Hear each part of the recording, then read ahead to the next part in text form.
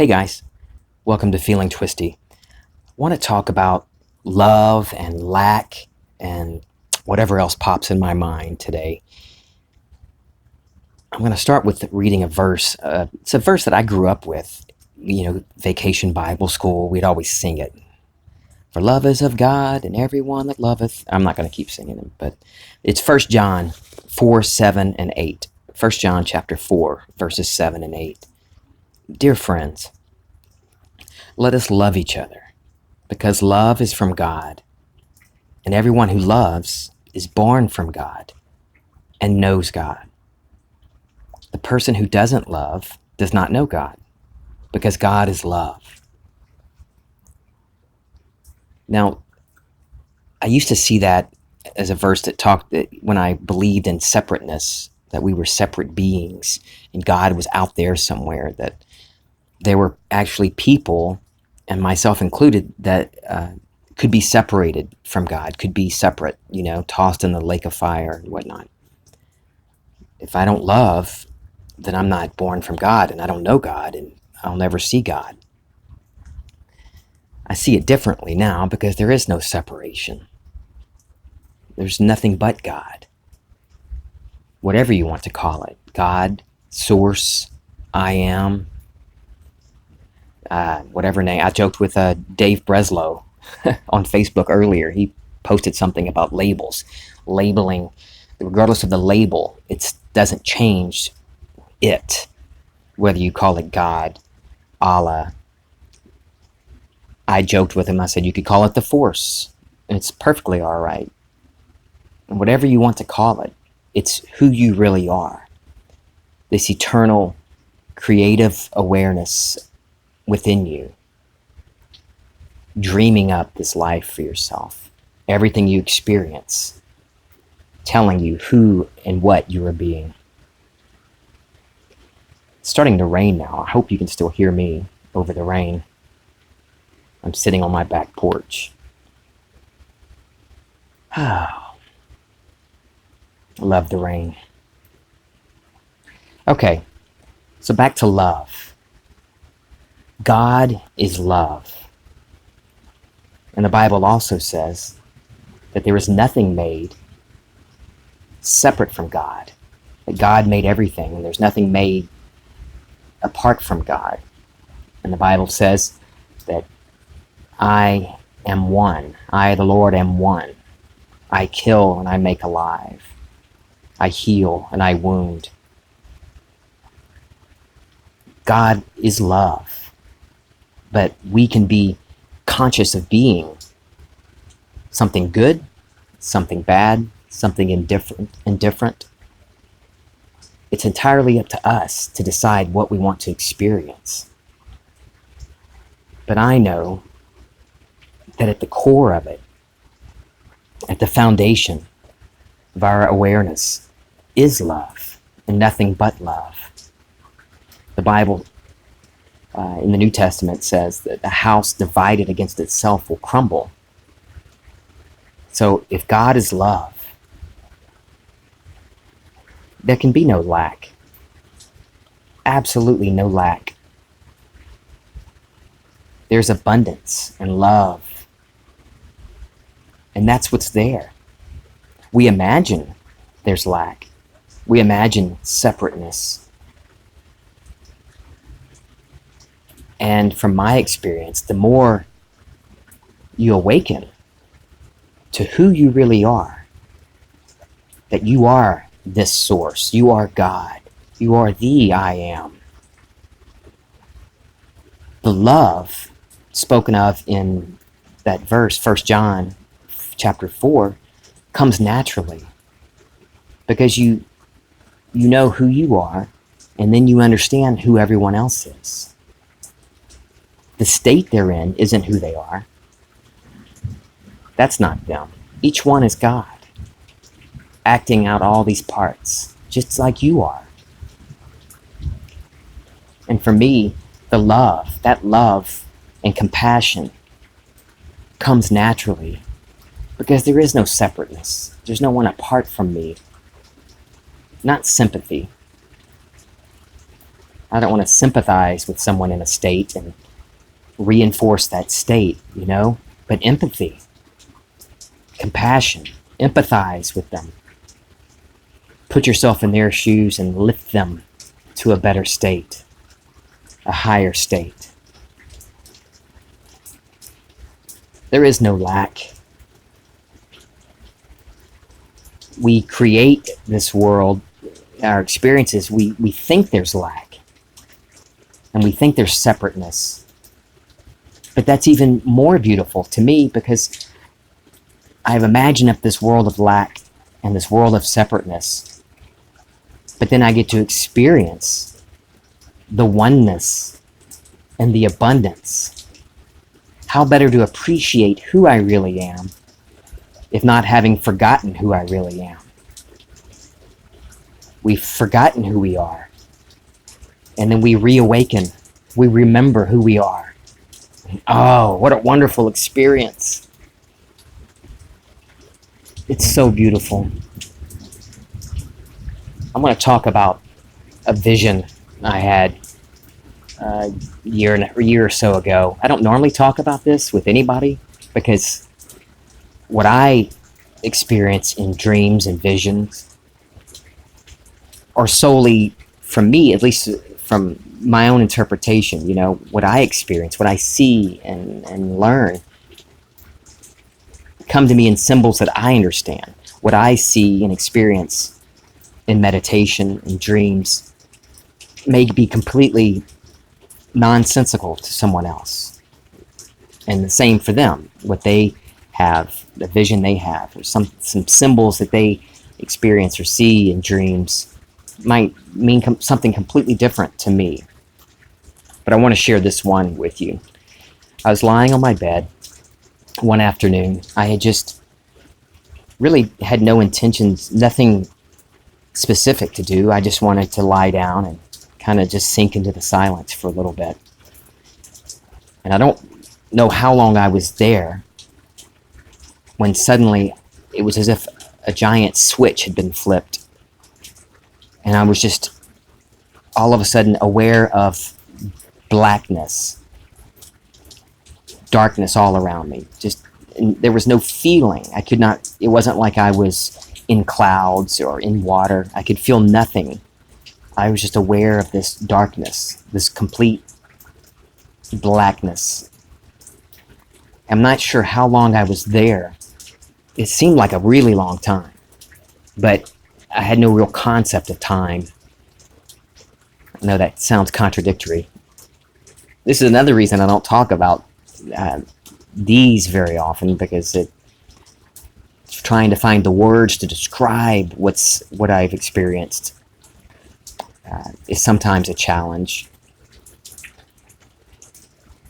So I'm in this darkness. I'm just aware of this darkness and being in complete silence. There was no sound whatsoever. Almost to the point where the silence was audible. You know what I mean? It was just this silence. More silent than I ever have heard before. Also contradictory, isn't it? And I wasn't even aware of the fact that I wasn't identifying myself as Michael. I wasn't Mike Brignac. I was just aware of this silent darkness around me. And I only know that because at one point I did start to become aware of who I am. And so I marked the change from just awareness to being aware of who I am at that moment. But prior to that, I wasn't aware that I wasn't aware of who I was. So at that moment, when I started to think of myself as me again, as Michael, in this darkness, the darkness began to fill up with this light. It was a light, but not a bright, overpowering light. Just this soft, opalescent light, replacing all of the darkness. And in the light, there was a figure in front of me, moving toward me. And the figure was silhouetted by the light all around and obscured. I didn't see a face. I just saw a figure moving toward me. And the figure got so close to where I could not see it anymore. It was as if, have you ever loving on someone, a child or even a dog, and you put your forehead up against their forehead just to get as close as possible to them. That's what it felt like. This being was that close to me. And then became so close I could not see even the outline of them anymore. But I felt that figure there, that being was still there. And it was this wonderful, complete love that I was feeling. Just unquestionable, I can't even say it. Unquenchable, unquestionable love that I was feeling. Saturating my whole being with love. And for some time, I was just there, experiencing this love and seeing the color changing light, this opalescent light, and feeling the presence of this being. And then I started noticing, I became more aware of my surroundings. At the time, I couldn't feel my body. I tried to. I knew at some point I was lying on my bed, but I couldn't feel the bed. And then I realized I can't feel my body. I couldn't open my eyes. I couldn't feel my legs. I couldn't even feel myself breathing. But I was slowly becoming aware that I was on my bed, and I could start to feel the bed against my back. And I didn't panic. I just slowly noticed I could breathe. I noticed my breathing. I could feel my chest rising, and I couldn't open my eyes yet, but I could hear the fan blowing in the background. And I was aware of the fact that I thought, I'm about to wake up. I'm going to wake up. And then I said, within myself, I said, I don't want to go. I don't want to leave you to this being. And this being, all within me, nothing from without, no being outside of me, but this being, although I couldn't see it anymore, I could hear the smile in the voice, and it said, you can't leave me. I'm always with you. I'm in you. I am you. And with that last word, I am you, I began to feel and be able to move the rest of my body and open my eyes. And I just laid there for a little while. About an hour had passed from when I lay down on the bed. Just in awe of this love, this absolute, unconditional love. Every state of mind, every state of being, everything I thought of myself was shed. And there was just nothing but love. Nothing but love. And that's what I believe, and I know, is at the foundation of everything. Love. That's why I wanted to share that experience with you, because that love is within all of us. And as we awaken to who we really are, that love naturally comes out. That love for a seeming other, and that love for ourselves. Because how can we not love ourselves and love all of creation? Because we're doing this. We did this. And in that unquenchable love, there is no lack. That's what we've imagined. And if there is no lack, then anything is possible. Anything and everything is possible. You can be who and whatever you want. Whatever you want to experience. Ask yourself, what would I feel like if I were that? It's the Father's good pleasure to give you the desires of your heart. Good, bad, or indifferent. It doesn't say it's the Father's good pleasure to give you the desires of your heart if you go to this particular church or if you live in America. There's no condition on it. Whatever you desire, that's God saying, let's do it. Let's experience this. Let's go for it.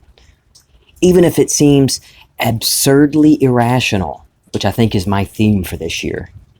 Like we talked about in the last episode, Amanda is unbothered for 2020. I like absurdly irrational. The rational mind would scoff at what I've just shared with you, that experience. I'm sure you've had experiences. I've lost track of the different experiences and dreams and visions that I've had. Wonderful things. But this whole experience is like a lucid dream.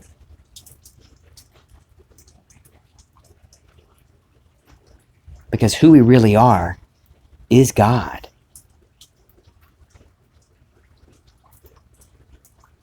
Aware of being you. Aware of being me. So when I used to stress out over the whole love thing, like, what's that mean if I'm not feeling loved or if not feeling loving?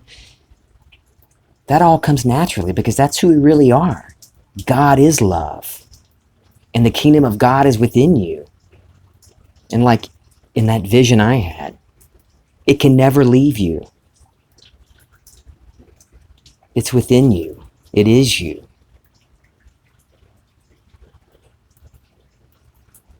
And once you realize there is no lack, and there is really, at the core, love. And anything you want to experience, you can. You've been doing it your whole life. Now choose whatever it is you want to be, whatever you want to experience. Don't worry about what's rational.